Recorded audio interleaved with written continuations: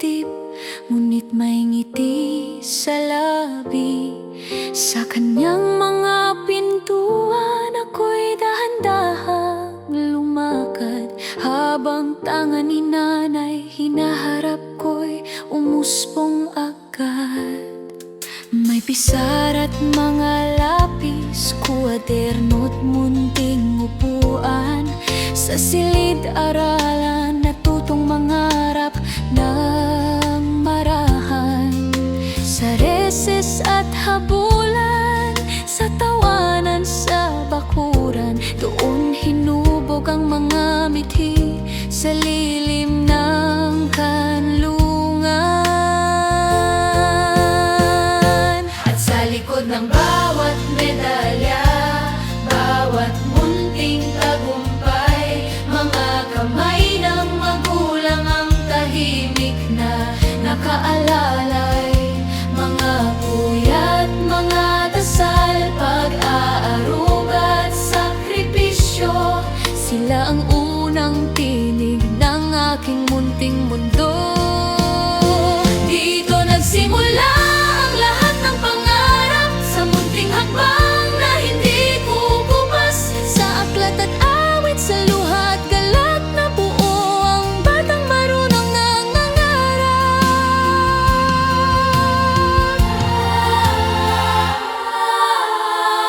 Dito nagsimula ang tibay at pag-asa, sa yakap ng paaralan kong pangalawang tahanan. At kahit saan man ako dalhin ng bukas, ang aral ng kahapon ay mananatiling wagas. Sa mga guro na sa akin naniwala't tumakay, nandyan sila na laging handang umalalay. Sa paaralang nagbukas ng pintuan ng buhay, lahat ng tagumpay sa iyo iaalay.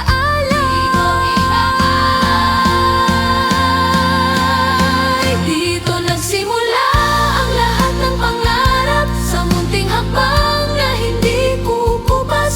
Sa aklat at awit, sa luha at galak na buo ang batang marunong ng mangarap. Hindi man mamahalin ang lahat ng aking gamit, lumapot-pot na lapis at pag napunit, ang bawat simpleng araw ko rito kay gandang alalahanin. Dito ako bumangon at nagsumikap ng taimtim.